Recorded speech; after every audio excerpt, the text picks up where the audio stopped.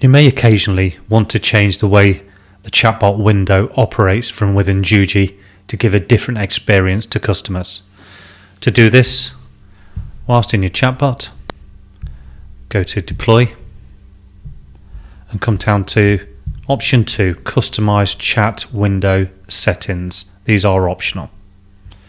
When you deploy your chatbot on a web page, you may wish to customize the chat window. Currently, you customize its settings to enable your chatbot window to pop out or to stay open across web pages. To enable the pop out, just click, and then when you go to your avatar widget, you get the option to expand out, and then this can be moved around so that nothing is blocked on the web page.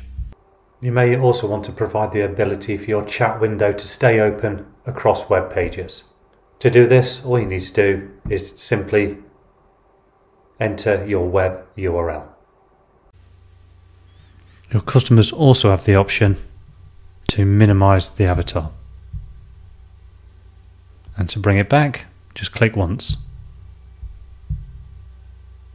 Simple.